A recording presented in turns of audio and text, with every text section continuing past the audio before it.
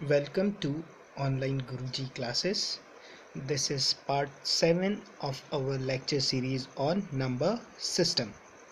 Those who are watching this video for the first time, I request them to watch all the part from part 1 to part 6 before watching this video. Clear? और जो लोग ये lecture number system का पहली बार देख रहे हैं उन लोगों से रिक्वेस्ट है कि आप मेरे YouTube के चैनल ऑनलाइन गुरुजी के प्लेलिस्ट पे जाके trigonometry, algebra, profit loss percentage and discount और ट्रिग्नोमेट्री, ठीक है, रेशियो, मिक्सचर एंड एलिगेशन, ये सारे लेक्चर्स भी आप लोग देख लीजिए। मैंने ये सारे लेक्चर भी डिस्कस कर रखे हैं। टाइम एंड वर्क भी डिस्कस किया है, सेटिंग अरेंजमेंट भी डिस्कस कर लिया है, ठीक है, सिलॉजिज्म के वीडियो लेक्चर्स भी हम लोगों ने डिस्कस करे हैं। तो आप लोग ये सारे वीडियो लेक्चर्स भी देख लीजिए। क्लियर? ओके।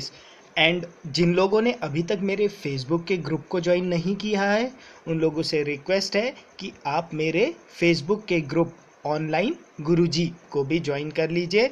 साथ ही साथ यूट्यूब के चैनल ऑनलाइन गुरुजी को भी सब्सक्राइब कर लीजिए। क्लियर?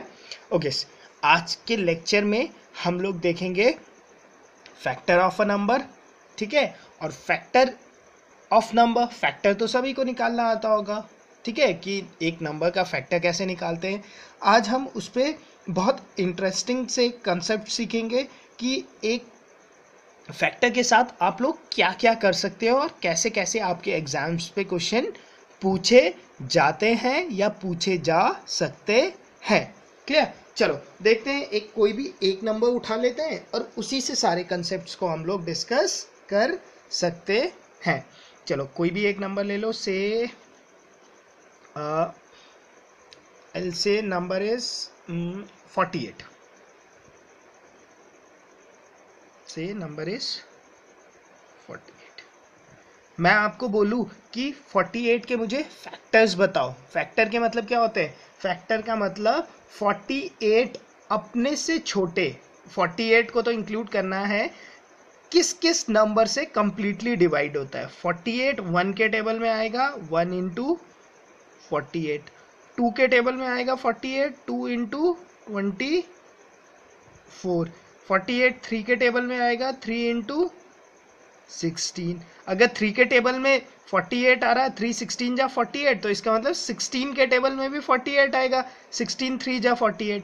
सिमिलरली 4 के टेबल में आएगा 4 इंटू 12, और उसके बाद आएगा 4 5 में नहीं आएगा, 6 पे आएगा 6 इंटू 8, उसके बाद तो 7 पे नहीं आएगा, 8 पे आएगा। 8 तो हम लिख चुके हैं। तो मैं आपसे बोलूँ कि 48 के फैक्टर्स मुझे लिख के बताओ, तो आप क्या बोलोगे? 48 के फैक्टर्स क्या है? 1 है, 2 है, 3 है, 4 है, 6 है, और 8 है, 12 है, 16 है, 24 है और 48 है। क्लियर? तो 48 के अगर मैं आप लोगों से फैक्टर पूछता हूं तो आप लोग क्या बोलोगे? 48 के फैक्टर्स मेरे पास ये है। क्लियर? एक बार यहां लिख लेता हूं, वहां गलती लिख दिया मैंने। 48 के फैक्टर है 1 2 3 4 6 8 12 16 24 और 48। क्लियर?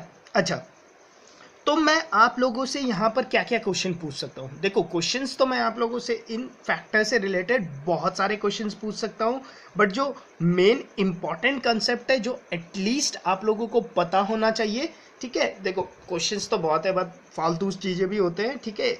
जितना मैं बता रहा हूँ आप लोगों के लिए इतना सफिशिएंट है कोई भी एग्जाम्स के लिए, अगर इतने कंसेप्ट क्लियर है। अगर मैं आप लोगों से यहाँ पर एक चीज़ पूछूँ कि भाई 48 के टोटल नंबर ऑफ फैक्टर्स, क्या पूछूं? Number of factors. ठीक है, तो आप मुझे काउंट करके बता दोगे 1 2 3 4 5 6 7 8 9 10। आप बोलोगे सर 48 के कितने फैक्टर्स हैं? 10 फैक्टर्स। क्लियर? गुड।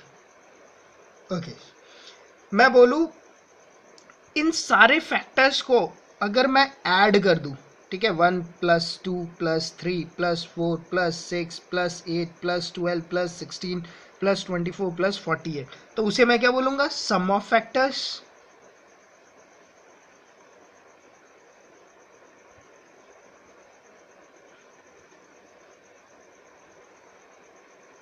क्लियर? उसे क्या बोलूंगा मैं? सम ऑफ फैक्टर्स। तो मैं आपसे पूछूं कि सम ऑफ फैक्टर्स कितने हैं 48 के, तो आप इसे ऐड कर लोगे। आप बोलोगे 1 plus 2 3, 3 plus 3 6, 6 plus 4 10, 10 plus 6 10 plus 6 16, 16 plus 8 24, 24 plus 12 36, 36 plus 16 52, 52 plus 24 76, 76 plus 48 126। तो आप बोलोगे इन सबको अगर मैं ऐड कर देता हूं तो सम ऑफ फैक्टर कितना आएगा? 126।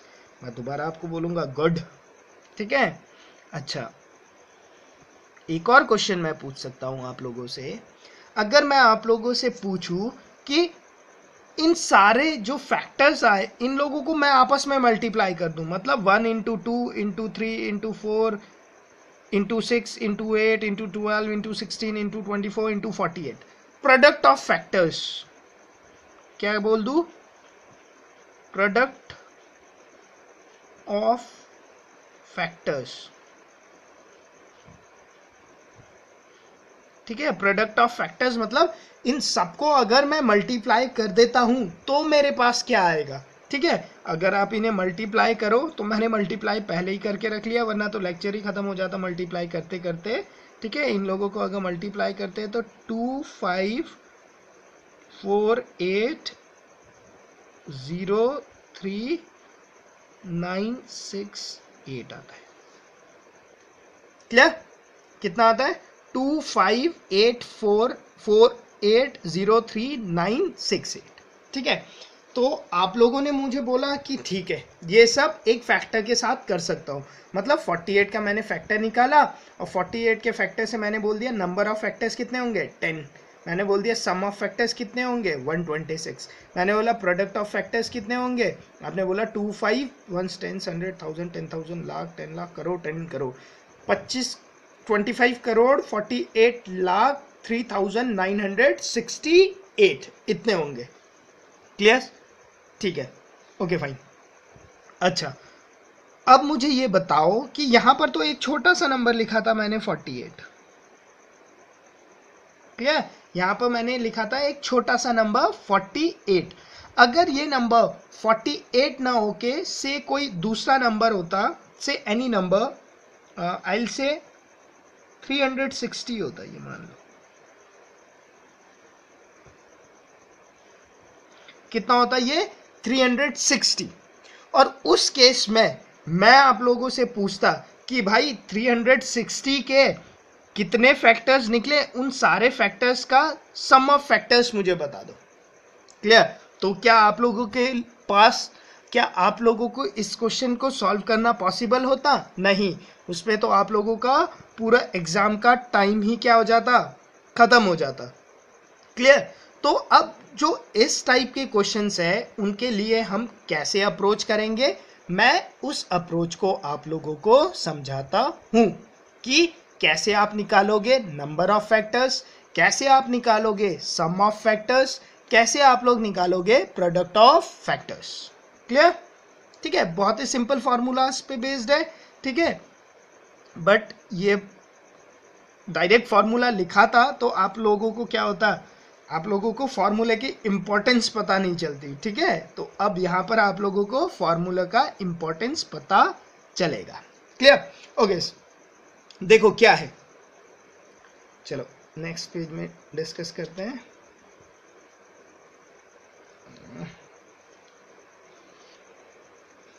देखो, ठीक है, देखो आपको एक नंबर को उसके प्राइम फैक्टर के फॉर्म पे रिप्रेजेंट तो करना ही आता होगा। क्लियर? अगर मैं बोलूँ कि 48 को उसके प्राइम फैक्टर पे रिप्रेजेंट करो, प्राइम फैक्टर मतलब खाली प्राइम नंबर्स पे रिप्रेजेंट करो, तो ये तो सभी को आता ही होगा। 48 आपने बोला 224, आपने बोला 2, आप बोलोगे 12, आपने बोला 2 6, 2 3, ठीक है, और 3 1। क्लियर? इसका मतलब आप लोग 48 को कैसे रिप्रेजेंट कर सकते हो?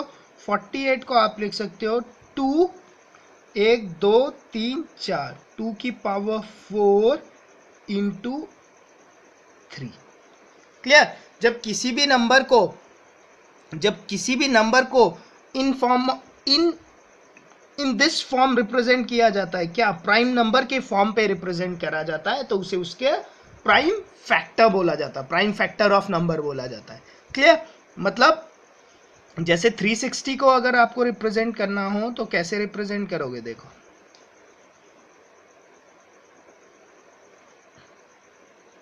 2 180, 2 90, 2 45, 3 15, 3 5 और 5 1। इसका मतलब 360 को मैं कैसे रिप्रेजेंट कर सकता हूँ in term of prime factor? 2 की पावर 1 2 3, 2 की पावर 3 इंटू 1 2, 3 की पावर 2 इंटू 5 की पावर 1, ऐसे मैं रिप्रेजेंट कर सकता हूँ। क्लियर? क्लियर? तो किसी भी नंबर को आप लोग उस नंबर के प्राइम फैक्टर में रिप्रेजेंट कर सकते हो। ठीक है, तो मैं एक जनरलाइज कर देता हूं। ठीक है, मैं बोल देता हूं से एक नंबर है n, ठीक है, और आपने उसे रिप्रेजेंट करा है से ऐसे a की पावर x डॉट b की पावर y डॉट c की पावर z डॉट k की पावर नहीं d की power k and so on. Clear? आपने क्या करा है? नंबर को ऐसे रिप्रेजेंट करा है। ठीक है, 48 वाला ही केस हम लेकर चलते हैं। ठीक है, से नंबर है 48 और आपने उसे रिप्रेजेंट करा है 2 की पावर 4 डॉट 3 की पावर 1 पे। क्लियर? तो पहला चीज जो हमने पढ़ा था वो क्या पढ़ा था हम लोगों ने पढ़ा था नंबर ऑफ फैक्टर। ठीक है, कि भाई कितने नंबर ऑफ फैक्टर्स होंगे। तो नंबर ऑफ फैक्टर्स निकालने का शॉर्ट तरीका होता है number of factors is equal to, देखो जितने ये पावर होंगे उस पर 1 ऐड करते जाना है आप लोगों ने। मतलब x plus 1 into Y plus 1 into Z plus 1 into so on. मतलब जितने भी फैक्टर्स होंगे के पावर होंगे, जितने भी प्राइम नंबर्स के पावर होंगे। ठीक है, यहाँ पर 48 का क्या है? 48 देखो 2 की पावर 4, तो आप लोग क्या लिखोगे? 4 प्लस 1 इंटू 3 की पावर 1, तो आप क्या लिखोगे? 1 प्लस 1, सिर्फ पावर को ऐड करना है। ठीक है, आगे तो कुछ है ही नहीं, इसके आगे तो 2 ही नंबर है, तो ये क्या हो जाएगा? 5 इंटू 2, 5 इंटू 2 कितना होगा आप लोगों का? 10। क्लियर? हम लोगों ने वैसे भी सॉल्व करके देखा था, तो कितना आया था number of factors? Number of factors आप लोगों का 10 ही आया था। क्लियर? अच्छा, 360 के लिए निकालना है तो क्या करोगे आप लोग? देखो वही आप लोग लिखोगे number of factors is equal to, देखो डायरेक्ट लिखता हूं, यहाँ कितना है? 3, तो आप लिखोगे 3 प्लस 1 इंटू 2, तो 2 प्लस 1 फिर 1, तो 1 + 1, ठीक है, आगे तो कुछ नहीं है, ठीक है, तो ये क्या हो जाएगा आप लोगों के पास 3 + 1 4 इंटू 3 इंटू 2, 4 3 जा 12, 12 इंटू 2 24 फैक्टर्स। क्लियर? इसका मतलब अगर मैं 360 का आप लोगों से पूछूं नंबर ऑफ फैक्टर्स कितने होंगे, तो आप लोग क्या बोलोगे? 360 के नंबर ऑफ फैक्टर्स कितने होंगे? 24 होंगे। क्लियर? अब ऐसा ही क्वेश्चन में आता है, क्वेश्चन में ऐसे पूछा जाता है, find the number of factor of 360 except 1 and 360, अगर ये क्वेश्चन आता है। क्लियर? तो आपको पता है इस 24 जो हमने नंबर ऑफ फैक्टर्स निकाले 24, इसके अंदर 1 और 360 तो एक दो फैक्टर्स होंगे ही ना। इस 24 जैसे ये जो 10 था, इसके अंदर मेरे फैक्टर्स कौन कौन से थे? इसके अंदर के अगर मैं फैक्टर्स की बात करूं तो मेरे फैक्टर्स थे 1 2 3 4 6 8 12 16 24 और 48। ठीक है, ये थे मेरे 10 फैक्टर। वैसे 24 भी रहे होंगे कोई फैक्टर्स। ठीक है, तो क्वेश्चन में ये बोलता है कि find the number of factor of 48 excluding 1 and number itself. तो आप 1 को काट दो, आप 48 को भी काट दो। उसने बोला इन दो नंबर को छोड़ दो, 1 को भी छोड़ दो और 48 को भी छोड़ दो। तो बताओ नंबर ऑफ फैक्टर्स कितने होंगे? तो तब नंबर ऑफ फैक्टर्स कितने होंगे मेरे? उस केस में 8 होंगे। ठीक है, सिमिलरली इस केस में तब क्या होंगे नंबर ऑफ फैक्टर्स? 22। अगर वो पूछे find the number of factor of 360 excluding 1, तो उस केस में आंसर क्या होगा? खाली 1 को छोड़ के उसने बोला, तो आंसर क्या होगा? 23 होगा। क्लियर? ठीक है, इतनी बात तो क्लियर हो ही गई होगी। ठीक है, अच्छा नोट डालो एक बात और नोट डाल के लिखो।